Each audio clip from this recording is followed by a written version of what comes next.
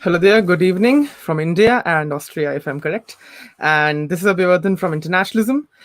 In the last episode, we discussed about the Brazilianization of the world with Alex. And this time, we are going to discuss about a very important actor in Europe, and I would say the world, which is the great Mother Russia. So we have a very special guest today. And I was inspired by one of her writings in the Observer Research Foundation about the Indo-Pacific, and I was of the view that we should discuss about the role of Russia in the Indo-Pacific because that is something which is under discussion, but I believe not in much spotlight. So, without further ado, I would like to introduce our guest today. Uh, I'd like to introduce Velina Chokorova, if I'm pronouncing it correctly.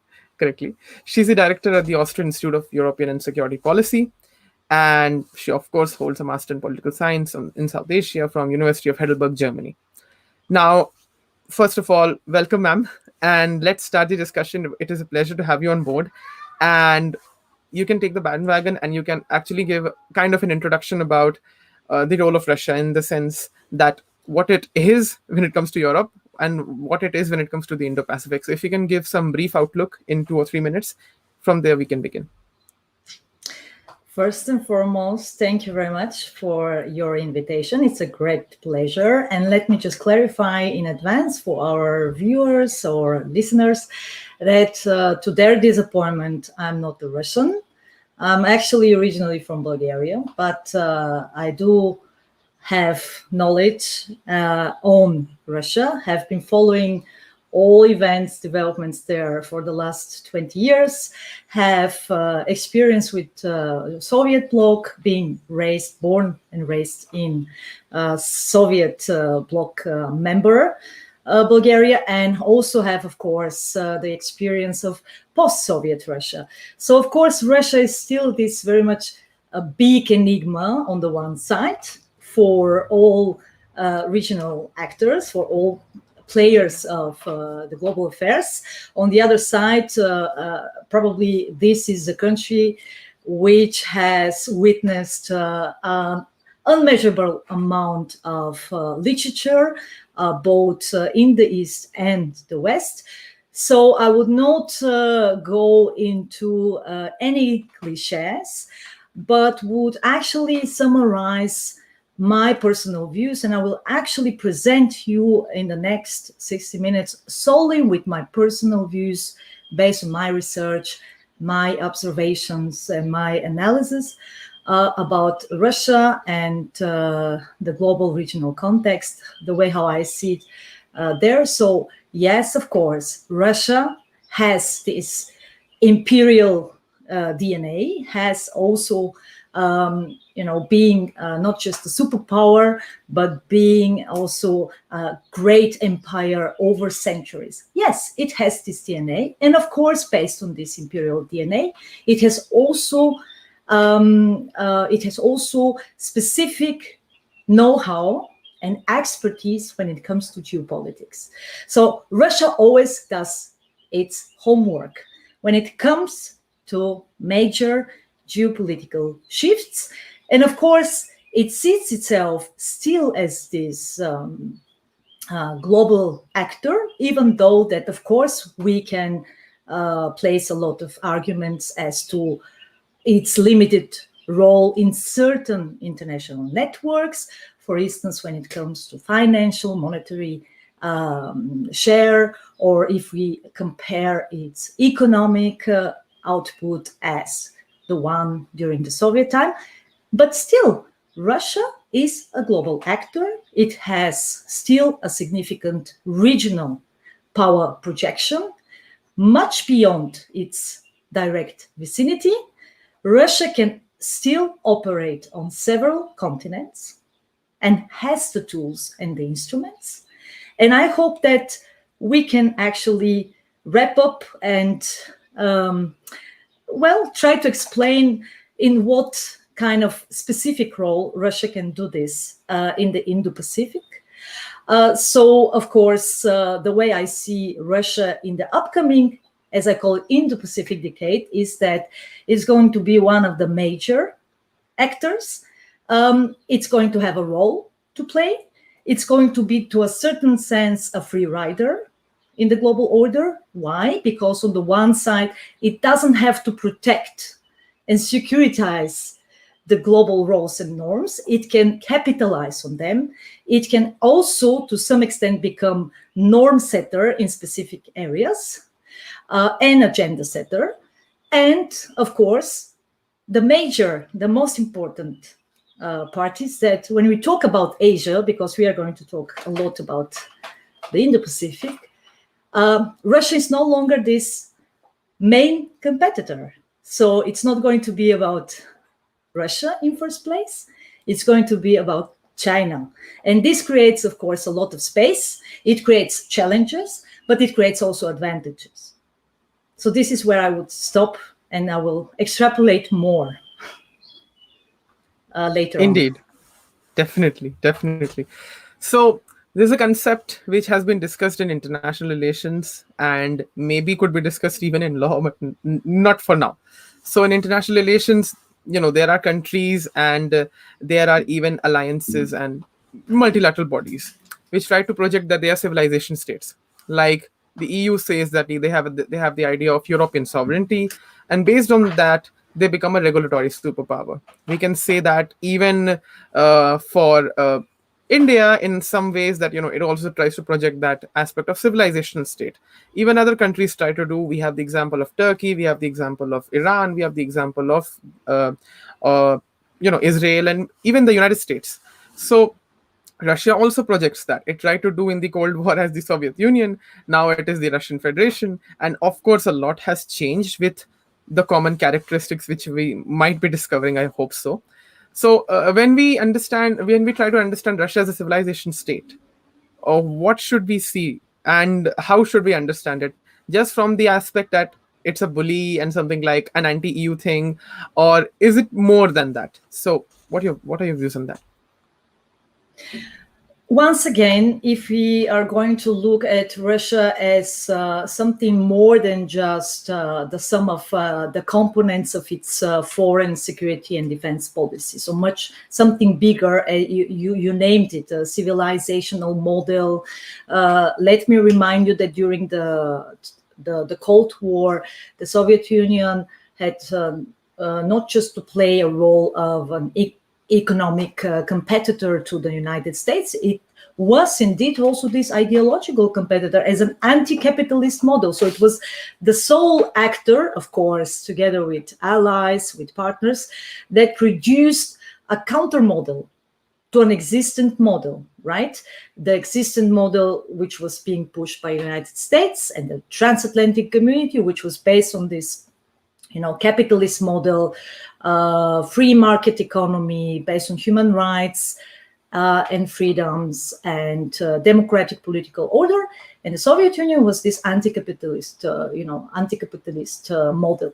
Now, following the collapse of the Soviet Union, Russia, of course, still preserves the idea of its being something greater in a civilizational sense. Like I said, it's just part of its imperial DNA, if you like. So it sees itself as this logical continuation over many, many centuries. And of course, on the one hand, one would expect a kind of a revisionist or status quo power, trying to preserve all the legacy, or when possible, even to expand it from the previous ages.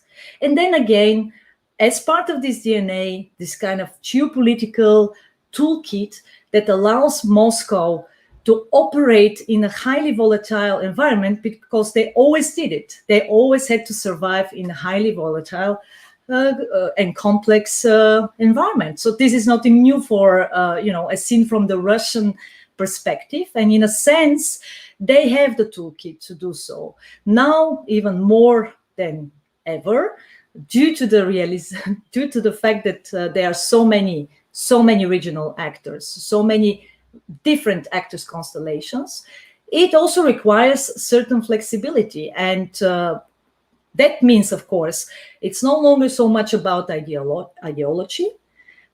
All countries in the world have become, to some extent, part of this capitalist system. So for the very first time, we are living in a global context where you have one global capitalist system, and the majority of the states are basically part of it.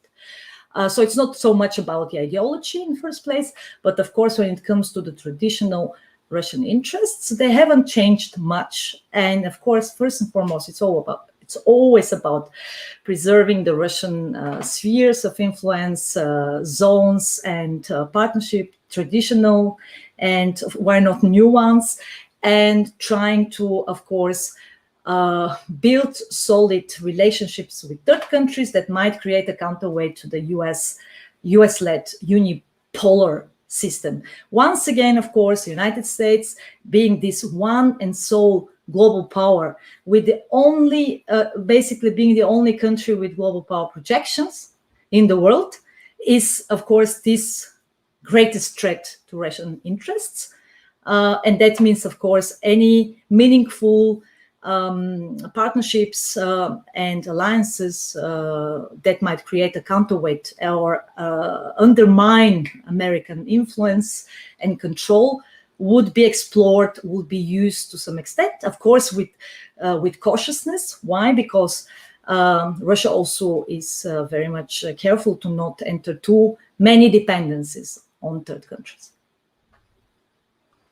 That's quite interesting. And the thing that you mentioned about vulnerability, that the Russian Empire, or whatever it is, Russian Empire, Soviet Union, the Russian Federation, they have actually for ages, always been in volatile environments, and that is pretty true enough. So from there, we have seen a very interesting history of the Europe-Russia relationship. Various kingdoms have had their own relationship. Then after the Second World War, the relationship between USSR and the Western Bloc countries, and then after the EU and the Russian Federation. So we often see that the European Union has been developing its own hardline approach towards Russia, whether it is Belarus, whether it is the Nord Stream pipeline issue, whether it is the relations with Berlin, or we would say whether it is anything related to cybersecurity and other problems. So in that sense, what is actually foreseeable, at least for this decade? I'm not saying in the sense, of course, in a very direct sense, but I'm just saying that what has changed from the last decade in the context of the EU-Russia relations, because of course, with that we have to understand that there's a China factor involved, and then we can begin with the Indo-Pacific. Yeah.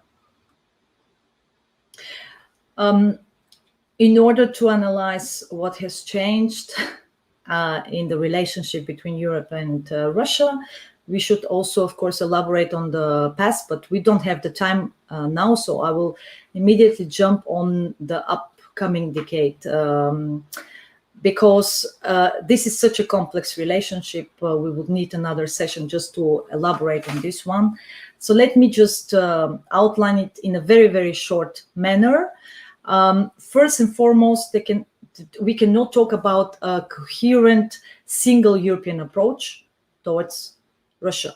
That's not the case. Second, when we talk about European decision making and European foreign and security policy, we always have this kind of twofold approach, twofold mechanism. On the one side, we have European Union institutions. They have a special role to play. Take the European Commission, for example, take the European Parliament, that has a saying when it comes specifically to human rights and freedoms violations. And on the other side, of course, we have the member states. And there we also recognize that they are not on the same page when it comes to the relations with Russia. So let me remind you that the most important shift in the bilateral relations between the European Union and its members and Russia, because Russia is a European country, so we should skip Europe, and we should actually talk on the one side about the institutional and the national actors representing the European Union and member states, and of course Russia as this European country.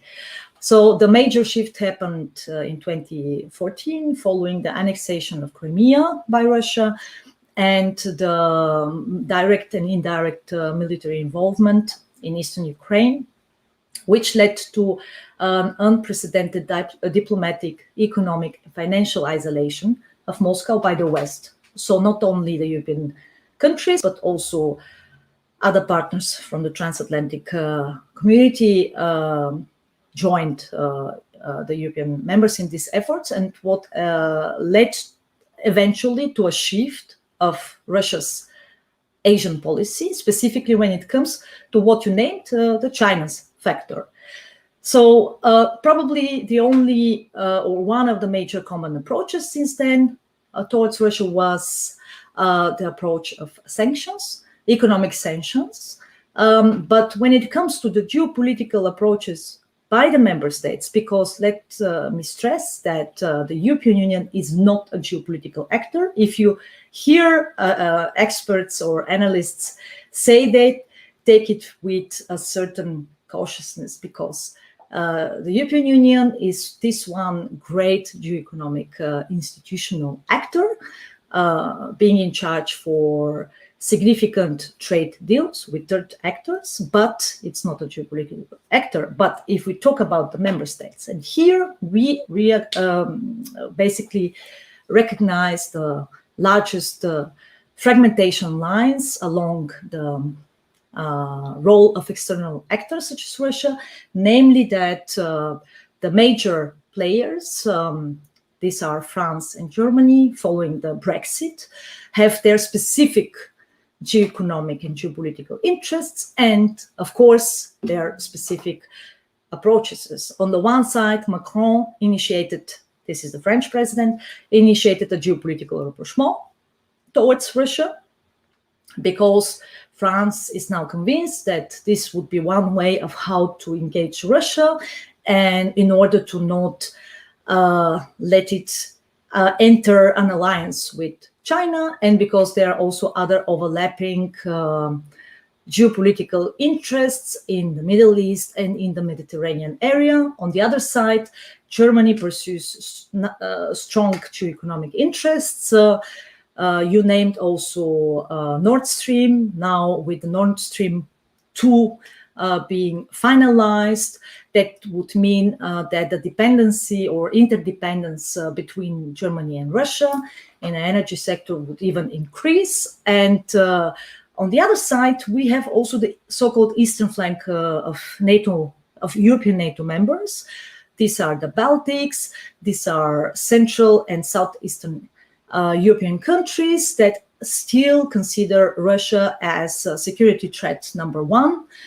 So they are engaged in various military drills, exercises, preparations. They try to increase their defense spending, and they still are convinced that normalization of the relations with Russia is definitely not a way how to decrease the security threats. On the opposite, entering alliances and enhancing the security partnership with the United States and like-minded partners would be this counterweight to the Russian threat. And you also mentioned disinformation and hybrid warfare, so hybrid threats and disinformation campaigns. And once again, Russia is definitely this one major player on the playground when it comes to exactly the same countries in the Central and Eastern European vicinity of Russia. So basically, as you can see, this there is no coherence among the European Union members when it comes to Russia. There are, of course, some countries that are trying to play both sides, trying to be kind of a bridge builder. So they pursue normalization of relations with Russia, but still are, of course, also joining approaches such as the sanctions policy. And the way I see it in the decade, in this upcoming decade, is that probably the European position is going to increasingly get weakened when it comes to shaping the relations with Russia, because Russia now has more options. And we saw it very clearly with the latest visit by the European Union top diplomat Borrell to Moscow, where the treatment, the way how actually the foreign minister Lavrov treated our European Union top diplomat, the way how actually he not just implied but clearly stated that the European Union is no longer this reliable partner. I mean, and if you compare this with, for instance, the way how now the United States-Russia relations were shaped in the last months, the way how the attention was placed on them, the diplomatic language, the statements, and so on and so forth, there is a major difference. And I think that or I suppose that now Russia has managed to diversify its international portfolio. And through this shift towards Asia, not just based on deepening the relations with China, but also intensifying relations with various Asian partners, including India, which is a traditional long-term partner of Moscow. They created now a kind of resilience, which on the side of the European Union is definitely not there yet. And of course, now with Brexit, we have another significant European player that pursues a globally oriented agenda that will seek to expand its foreign security and defense portfolio towards Asia, and will definitely engage with some of the very same countries. And that means, once again, that probably the European position will be weakened to some extent, unless, and this is probably the positive sign, which just happened shortly during the Portuguese presidency, that the relations with India, so on the level of European Union, that means institutional relations, that means negotiations, a free trade agreement. This would be really a relaunch of the negotiations, which were put on hold in 2013. This is something that might create a certain suspense, because if the European Union does not realize that they also need to diversify their geopolitical portfolio, moving towards the Indo-Pacific. And another step, very important step, was also the launch of Indo-Pacific strategy. Then other major regional actors will fill the vacuum before them. That's true, because I think with the European Union, we are still seeing how many countries are engaging when it comes to the Indo-Pacific. I mean, yes, there are certain countries who have a very good institutional approach and trying to develop. Like, I have some good words for France. At least I can say one country there, and Germany also tried to do it. Just recently, India's foreign secretary Harshvi Shringla also visited to Europe, various countries from UK to Germany, and the same reflection was being expected. I think even recently Chatham House came up with a very interesting report on the Indo-Pacific as to which countries are coming up with what strategy. So let's come to the Indo-Pacific right away. And because we are going to discuss the China factor, of course. Now, if we see on a geographical aspect, the Russian role in the Indo-Pacific might be, and again, I am taking that into consideration, the maritime aspects of the Indo-Pacific, because FOIP, which was coined by Shinzo Abe, is very well a maritime idea. And with the maritime aspects, other things have developed. Now, climate security has also come in. Some aspects of soft power has also come in. But ideally, the Indo-Pacific was an alternative to the Asia-Pacific, because the Asia-Pacific, for commercial sense, has been a China-centric model of economics. So one question which I have is that, fine, from a geographical aspect, we understand that from Vladivostok, which means from the Far East region, Russia has its own maritime routes. And people have been suggesting that there could be something like a Moscow, I would say, from India, will, let's say, Chennai, or not Chennai, it will be Vishakhapatnam, because we from near Sri Lanka, maybe, if I'm right. So let's say Vishakhapatnam, Tokyo, and then you go up to Vladivostok, if that's correct, according to the arc, which they have been trying to propose. Or maybe Chennai, if we take India in that sense.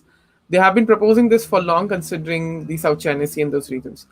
So from a maritime perspective, how has Russia tried to show its interest in the Indo-Pacific, if we can also take some historical understandings like how they have done, in the First World War times, after, and how so forth, that would be much interesting to discuss. Okay. First and foremost, to your disappointment, I'm not a historian, so I will not bring in any examples from the First or Second World War. However, what I can present you with is a very broad geostrategic view on the way how I see this kind of initiatives and approaches might develop. And because I'm someone dealing with the trends and with the trend developments, the projections for the next 20, 30 to 50 years, I think this is also an interesting perspective for our viewers to understand or to place their understanding on the way how the region might develop. Now, first, Russia is not a key player in the strategic competition, neither in the Pacific nor in the Indian Ocean.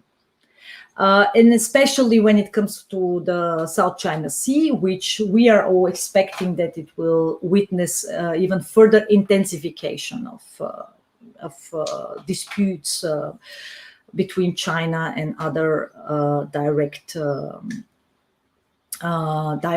neighbors that are also have of course their approach towards the region. This has, of course, advantages and also disadvantages.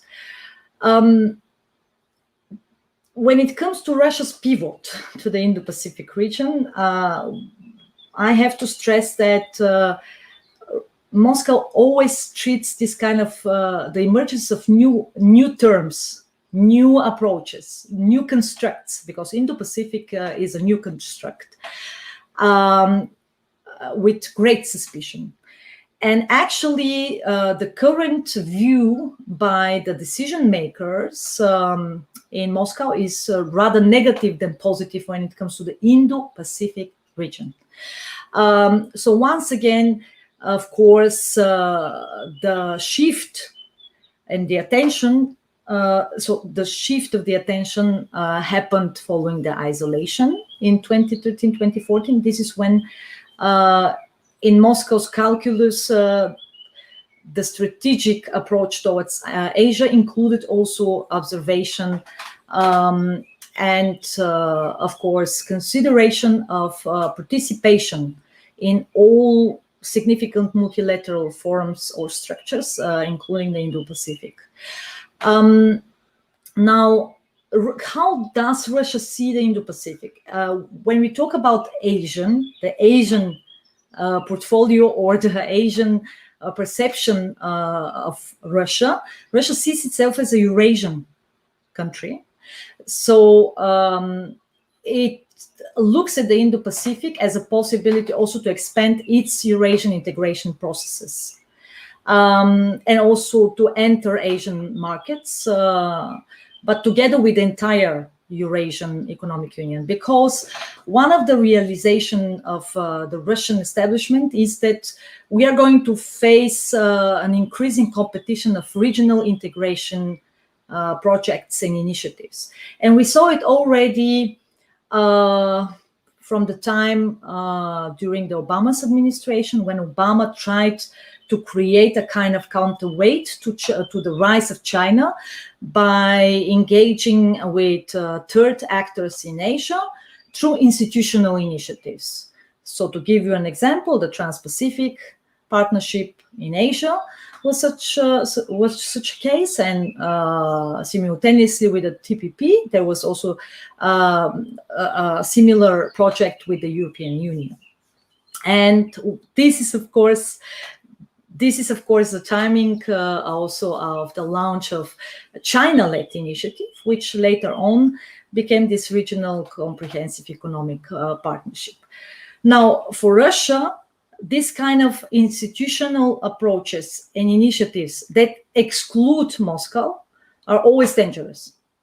So one way Moscow sees the Indo-Pacific as a construct is that United States, and this was you mentioned how it started.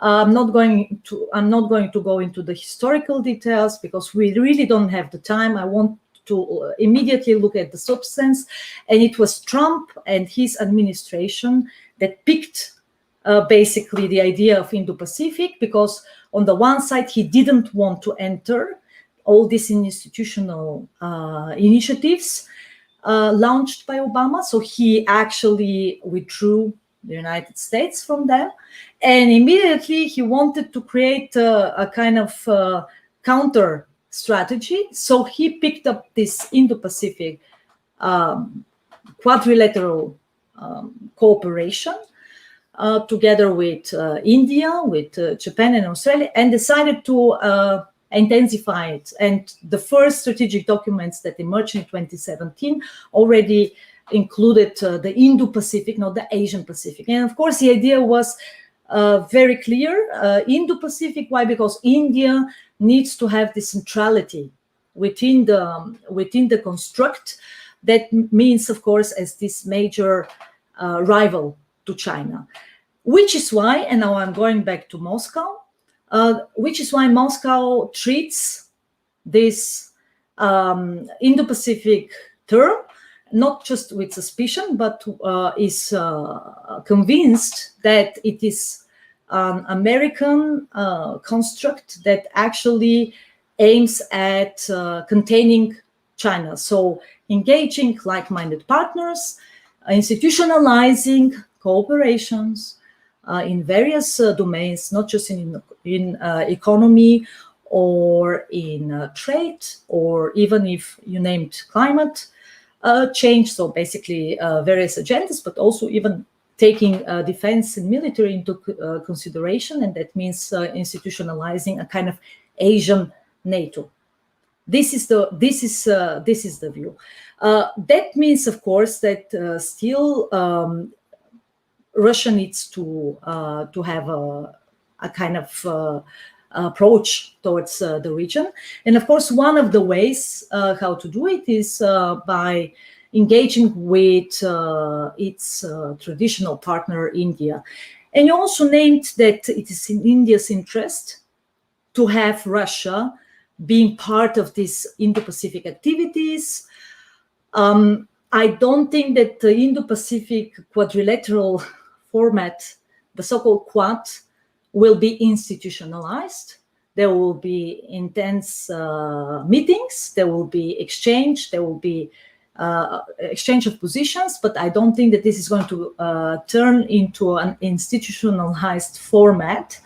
And yet, for India, Russia's participation in various formats or meetings, forums or whatsoever, creates a kind of stronger pro-Indian position, of course, mostly because of now very good relations between Moscow and China. So this is one way how India thinks that they might create together, so India together with other Indo-Pacific like-minded countries can create incentives for Moscow to look away from China and engage more actively with the Indo-Pacific. But, and you named also concrete examples, I have to list at least two counterexamples, because when it comes to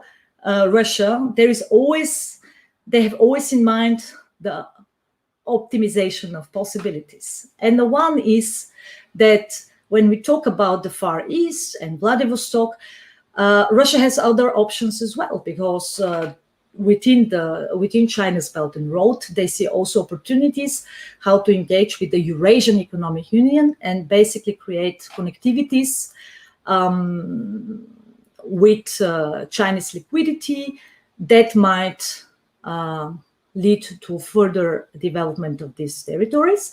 And the second counter argument I have is also due to the climate change. Now the Arctic has become another option for Russia to create the northern route, which would be much shorter for as a trade and transport route, and that of course creates also opportunities for the Russian-Chinese cooperation. So once again, all options are on the tables and they are being explored. And one major obstacle for Russia to be more active would be if new institutionalization of the Quad takes place, because this would be immediately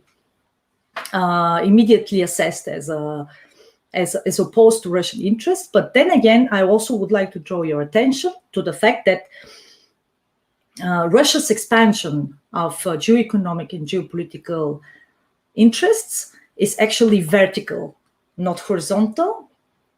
So you take the Arctic, you move from the Eurasian greater space from the north toward south. So you move along the eastern flank of NATO, as I mentioned, which is also the direct vicinity of the so-called Russia's near abroad. These are Eastern European countries. You have also the South Caucasus, the Caspian, the Black Sea. Then you move to the Mediterranean, and you see once again the expansion of Russian geoeconomic and geopolitical interests, meanwhile with the military presence in the Middle East. And then you move also to North Africa and the eastern coast of Africa. And now I think that what Russia is also trying, in order to become a more significant player in the Indo-Pacific region, is also to establish military presence along the eastern coast of Africa. Meanwhile, Russia has agreements for military cooperation with 21 African countries. So this will probably be one way how Russia can come closer to the Indo-Pacific region, because the Indo-Pacific region is not just about the Indian Ocean or the Pacific realm, but it also, meanwhile, stretches to the eastern coast of Africa. And I see this as one significant trend that might give more space for Russian operations and for Russian activities in this region. Okay, since you very nicely put up the examples of Russia's influence, I would say, in Eurasia and then Africa, there's one confusion which actually has arisen, and I believe it is genuine. It might be, and it is regarding the concept of the Indo-Pacific. Because again, I think there are various assertions about the geographical extent of the Indo-Pacific, and it's not just about the Indian Ocean or the Pacific Ocean for that matter. So one theory suggests that, okay, let's start the Indo-Pacific from the Indian subcontinent, which is Republic of India, then Sri Lanka, and one assertion says that no, let's add Saudi Arabia and the Middle East part, and then add countries like Madagascar, South Africa accordingly. So if we say that the Indo-Pacific region is to be understood by the latter form, which I'm suggesting, not my suggestion, has been discussed by scholars, have been discussed by many people. In that sense, you have very rightly pointed out about Russia, that they are trying to have their own presence and expansion. And that is very reasonable, because I think Africa is one of the most important playing fields. But of course, there are economic conditions in Africa, and that is also a case wherein India is also trying to get its hold. China already has a lot, and the United States is not able to do, but it's still trying. And of course, since the Russian example. So there's a confusion among people. And when I say people, I mean the strategic part of it, not, of course, people in that sense, that what should constitute the Indo-Pacific. So if we see it from the Russian perspective, since you also mentioned about the China thing that Russia fears, and I even remember that when Sergei Lavrov revisited India recently, he did not say Indo-Pacific. He very rightly stated, according to his own views, Asia-Pacific. So it is very apparent that if we just remove the maritime part of it, we remove this geographical aspect of what is the Indo-Pacific. Currently, even countries are still developing the idea. So what's your outlook on that? We can start from geography, and then you can maybe give some insight. Well, in fact, constructs are that's why constructs, because everyone understands something differently, differently by them. So I suppose the way how the Indo-Pacific is emerging now as a construct is going to be a very comprehensive geographic term, and of course. A term which will be then shaped by political economy, by norms, standards, and by relations and actors constellations. And it is also very interesting timing, in a sense that what we are observing right now, and it's not because of COVID-19, of course, COVID-19 has been just an accelerator, is that there is a kind of a new bilateralization of international relations. So basically everyone, even United States, which is still this one unilateral pole or system of power with global power projections, needs to do their homework in engaging with other partners. And this is also based on bilateralization of international relations, means that we will observe various different, not stable, so often ad hoc constellations between countries, more or less based on this old traditional realpolitik principle of no internal friends, no internal enemies, solely internal national interests. And the second major trend that has been now unleashed also with the COVID-19 is how to reconfigure the supply chains, how to cut dependencies away from China, because all countries realize they have certain dependencies, certain levels of actually non-autonomy in various domains. And this, once again, has shifted the attention towards the Indo-Pacific.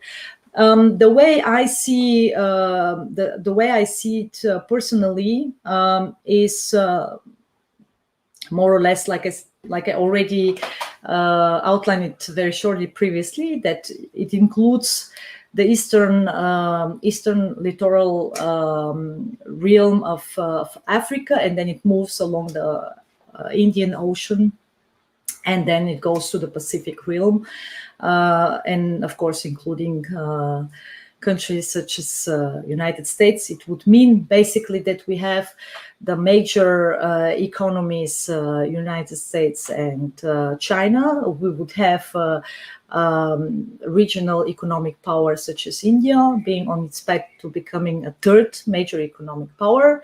We would have countries such as Japan or Australia that are still significant allies of United States, and we would have basically a realm where at some point in the next years, more than 60% of the global GDP will be produced, more than 60% of the global population will be living. So a major, significant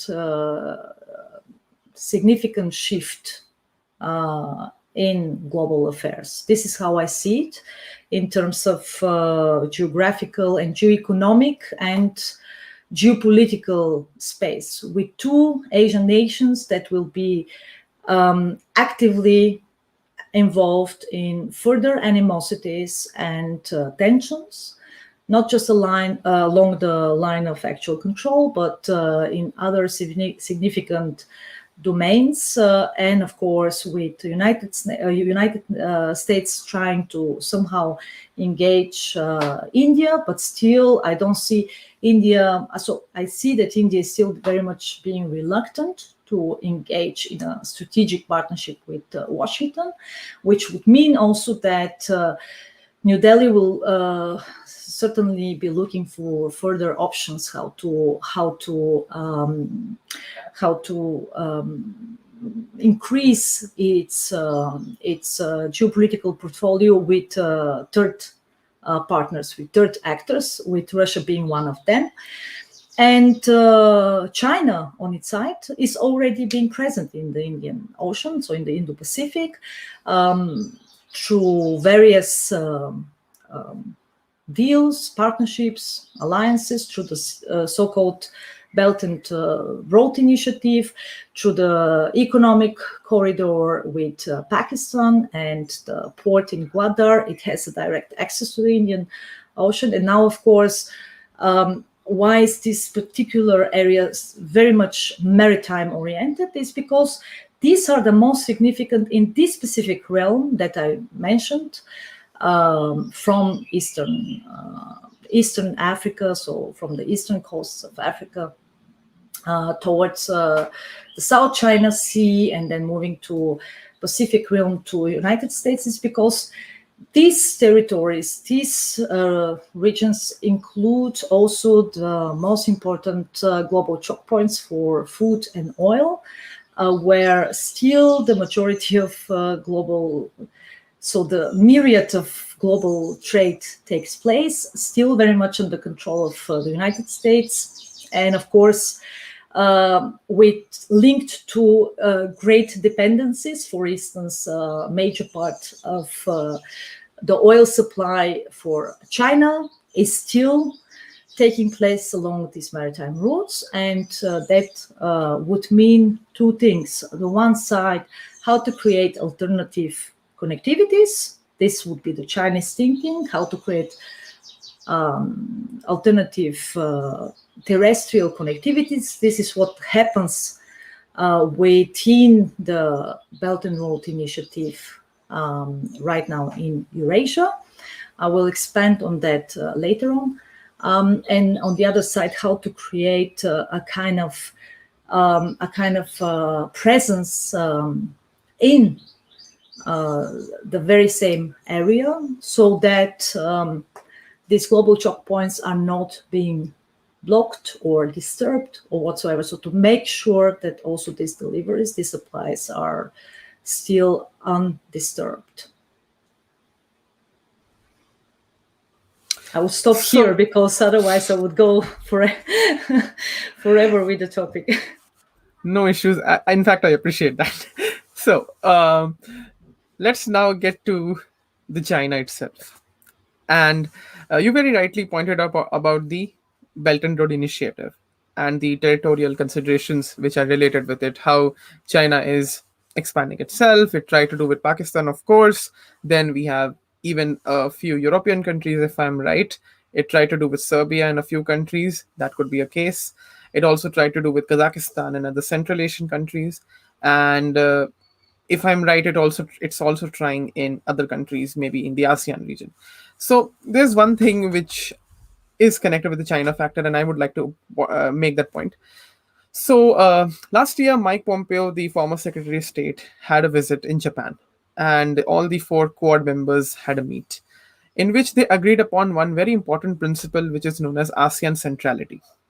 Now, ASEAN centrality is something which is a principle of the Quad, in which they say that, okay, fine, whatever will be our governing aspects of the Quad. Of course, this is not a multilateral organization by any means. It is just a minilateral grouping, a kind of, I believe Dhruva Jashankar from ORF states that it's kind of an entité, like the earlier entités which used to be in the First World War, kind of that, but he says that it's an entité. So it's kind of a nature of an entity, or I would say a minilateral grouping, because even when we see the spirit of the Quad statement by all the 4 heads of states, and accordingly, we see one very interesting thing, that even ASEAN centrality comes there. And of course, they don't name China directly. That is another thing. But they definitely focus on the way they are going to shape it. So considering that ASEAN centrality is very important, and it is related to the South China Sea. And yes, we know that there is of course a cost benefit aspect of the BRI, because not all BRI projects are going to help China, because of course there's an economic factor involved.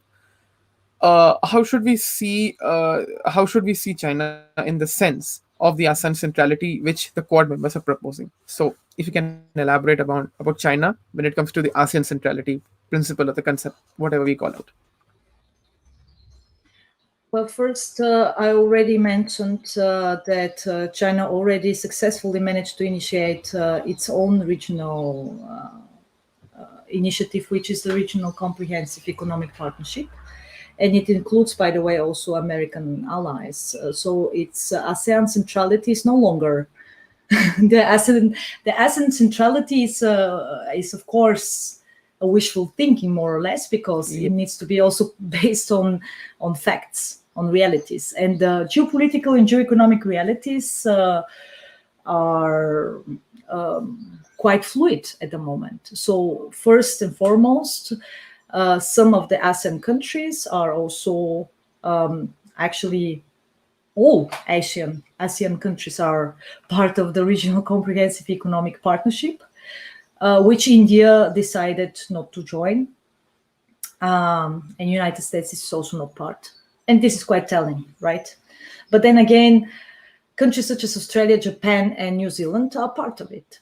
And in a sense, this is now a major problem with all these kind of multilateral regional platforms. You need also to fill them with the substance, but in reality, it has functioned so far in a sense when there was actually a major agenda setter or norm setter, if you like. In this particular case, United States is absent, more or less.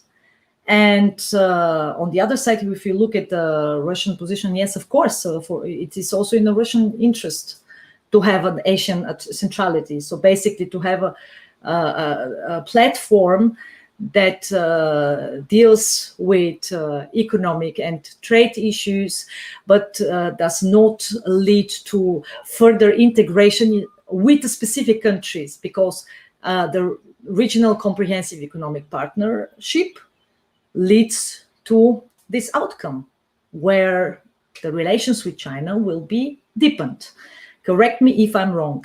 And from an American or from Russian perspective, as I said, Russia sees itself as a front runner now of Eurasian economic integration. So it is in its interest also to have a kind of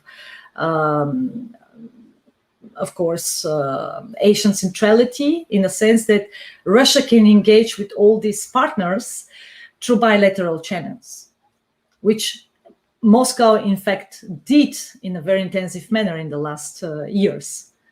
And the question here is whether any kind of institutionalization would not lead to a new kind of creating blocks, because from a Moscow perspective, any kind of new blocks creation is opposite to its interests. So it opposes not just China's containment, but which I already stressed when I referred to the Indo-Pacific region, but it also opposes the creation of new blocks in Asia. Great. Anyways, I think the reason why I wish to discuss ASEAN centrality was only because that it's something which is under interest. But of course, even if we see beyond the RCEP, it's also connected by how even international lobbies is being adhered. I mean, the best example is also the South China Sea issue, and where we can see that China has not adhered with the ITLO's decision on the very issue with Philippines. And I think even countries in ASEAN are trying to say that, they have disagreements with China, but it's not going to institutionalize or, ripen in that sense. So I definitely agree on the part on ASEAN centrality. So as we're getting on maybe just yes, to conclude, maybe one sentence just to conclude, definitely. because we are focusing on the Russian perspective. If you look at the map, how the main institutional platforms with Russian participations are placed geographically. So you start with the Eurasian Economic Union that entails Belarus, Kazakhstan, Kyrgyzstan, and Armenia. And then in the direct vicinity of the Eurasian Economic Union, you see as a next institutional layer the Shanghai Cooperation Organization, with China on board and other Central Asian countries, and then including also nations with observer status such as India, Iran, Pakistan, I think Tajikistan, Uzbekistan, and then you have the so-called ASEAN countries. So it's an interesting observation if you look at these institutional layers, that of course from Russian perspective it is good if the ASEAN platform is working, if actually these countries are also engaging with each other in various domains and areas, and are shaping the relations of the ASEAN, exactly because it is also not in Russia's interest to have too strong China's presence in the maritime realm of South China Sea and then along the Indo-Pacific. Why? Because this would create immediately more tensions with India, which would also affect the Indian-Russian relation. So everything is interconnected, more or less. We only have to look at the maps. I agree. Great. So we are on the last part of the discussion, and I think we should commit just a little bit, I would say, to this discussion to the United States-Russia relationship, ironically. Now, we have seen that President Biden and President Putin had a meet, and I believe their European trip is over after the G7 and the US-Russia summit. So, of course, under the Trump administration, many people had their own conceptions that, the Trump-Russia relationship was different, and under the Obama, and now we jump off to Biden, there is some commonality which is being observed. So, in that sense, to debunk the thing, how would the US-Russia relationship will develop? Because you very rightfully discussed about two important points. First, of course, the last one about ASEAN centrality and how Russia's interest would be emerging, and second, of course, about the territoriality aspect with respect to SCO and other particular organizations like even EAEU, as you mentioned. So, how will the US-Russia ties be affected and also would play a role in the Indo-Pacific? So, if from there we understand how the Russians would actually play a role, because from the US we see things, but again, things have to develop. So, from the Russian side, we rarely discuss. I mean, discuss in the sense, no, it's something which is not much understood in the in a I would say wider domain. So, from that aspect, what do you think about it? Yeah. Yes, there has been a lot of hype on that side of the Atlantic regarding the new great role of United States under Biden's administration when it comes to shaping the transatlantic relationship, when it comes to shaping the global order. America is back. This has been the motto here in European capitals. So we had several summits already. We had G7, NATO summit. But to be honest with you, and I don't want to sound too cynical, but having observed these relations and specifically all developments, processes related to geopolitics from the last 15 years very closely, and prior to that also in my academic career, I'm not expecting much to happen during Biden's administration when it comes to foreign and security policy agenda. I'm not expecting much beyond the diplomatic language. So a lot of diplomatic language, a lot of preposterous statements, a lot of hype. Yes, okay, but my job is to look at what the trends are showing. And in reality, my anticipation is that United States' role under the Trump's administration in the global order in terms of relations, so first in terms of facing the major rivals and competitors, will be not really strengthened. But also when it comes to engaging the partners and allies, I'm not expecting much to happen beyond these diplomatic statements. So this is probably a little bit too harsh, but this is how I view it. Now, when it comes to the United States-Russian relations, well, the basis line here is that Moscow knows perfectly well that neither United States nor China really want to see Moscow being part of the rivals bloc or partnerships, alliances, formats. So that means that Moscow is perfectly aware that it is this one component of the global equilibrium that will shift the weight if it is being part of China's or United States kind of alignments. And to use a quote from the Russian establishment, Moscow is playing the long game. So the expectation, the anticipation is that this kind of systemic rivalry between Washington and Beijing will continue. So no matter who is going to be the US president, and Russia wants to place itself strategically. So on the one side, now the expectation is that Americans need to engage with us because, yes, otherwise they will face even further intensification of the relations, the bilateral relations between Moscow and Beijing, which is happening, by the way.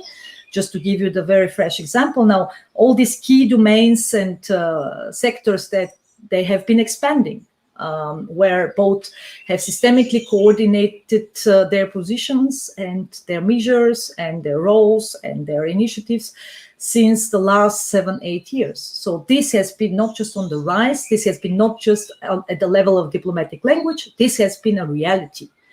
So once again, from Russia's perspective, they know that the Americans need to talk if they are to face China's rise in the long term. Now, if we look at the substance, there is no much, at least, being overtly shared. And of course, there are areas of common interest. Now, with COVID-19, one such area would be the post-COVID crisis situation, how to shape the processes. Then, of course, this administration is very much interested in the talks on Iran still, so on JCPOA. So once again, there is this common area for talks. And then again, the New START Treaty, this is the last pillar, basically from the Cold War when it comes to major bilateral treaties between United States and Soviet Union. So this New START treaty, there is an American interest also to basically lead, not just to lead the process, but to actually make Russia invite China to the process, which in my sense is not going to happen. But still, the very fact that both are interested in having the talks is quite telling. And that there are some soft issues, for instance, climate change and international environmental issues. But there will be, I suppose, which will happen more behind the curtains, there will be also talks on the settlement of various regional conflicts or the mutual coordination due to the increasing interference of other external actors. Because right now in Eastern Ukraine, in the Mediterranean area, in Middle East, it's no longer just about Russia. There are other regional actors filling the vacuum because the United States is withdrawing from these regions. Afghanistan is another example. So I suppose that there will be also incentives for the two actors to talk, to discuss these issues behind closed doors, how to coordinate positions. And finally, I suppose also that even if it's not mentioned anywhere, they will talk also about China. They will have to, because of the transitionary period in global affairs, where all multilateral formats, organization structures are being reshaped right now by the presence of China. So China will have a more active role at the level of institutions, at the level of global norms and standards, at the level of global political economy, and finally at the level of alliances and partnerships. And I suppose that this will be another issue. And as I mentioned previously, the Arctic Ocean's military presence there, but also in Africa, will definitely be another issue where they will find ways how to discuss, coordinate positions, and so on and so forth. So like I said, Russia will remain this threat number one for the transatlantic community, being led by the United States. This is inevitable. Now, China has been also mentioned, at least in the last communique. It's been mentioned more than 60 times, but still, of course, Russia leads the way. And this will not change. But on the other side, there is this realization on both sides, on the side of Republicans and on the side of Democrats, that they should engage Russia in some ways, because otherwise Moscow would shift even further towards Beijing. And just, as I said, the very fresh example with the decision to build a solar station on the moon in a bilateral cooperation between Beijing and Moscow, coupled with the announcement that Russia might exit the International Space Station. This is just one of many, many examples we will be observing in the next years, where Washington needs to find a more pragmatic approach to engage what is being perceived in the international community, the minor partner, while facing the major partner of the Dragon Bear. Indeed. So here we are with the near about end of the discussion that I had. And I believe we have surpassed 60 minutes, but anyways, it was a very interesting discussion altogether. I believe we might be seeing a lot of development with respect to the Indo-Pacific, but I think to conclude, we can at least say that the concept needs to be understood better. It cannot be limited to wishful thinking. And as we understand that the role of Russia is very consequential, we need to see how that develops. I really appreciate the comments on India, of course, how India is engaging and where it is not. And let's see, maybe in some time or the other, we might have another discussion on the Indo-Pacific on any aspect related to it. So I'm very grateful to have you on board, ma'am, and thank you so much for giving us time. I would humbly request that once the live session ends, please just give us 1 minute for a feedback session. Thank you for having me. It was a great pleasure. Mapping the free open Indo-Pacific region will be definitely a great challenge, and certainly an exciting task for scholars, experts, and political decision makers.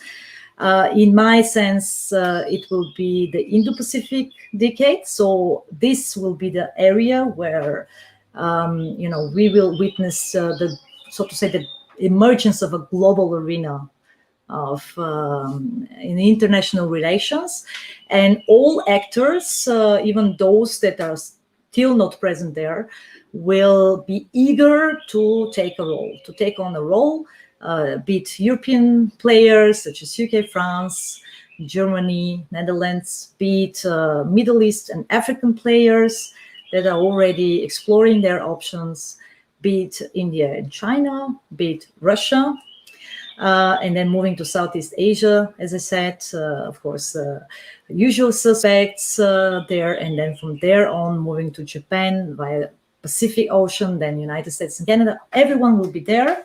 It will be quite an exciting time in terms of geopolitical and geoeconomic constellations. Will create a lot of opportunities, a lot of challenges. And as I tend to say, we are living in the most exciting times in international politics. Great. Indeed. Great. So we end the session. And to those who have been watching us, thank you so much. We will be coming with another episode of Global Hint in the coming weeks. And the next episode will be for AI Now, where we'll be discussing about competition law and how antitrust is actually gripping up the big tech in America. So be awaited for that, and Indus Think will be back again in July. Till then, never be the same, know the world beyond. Thank you.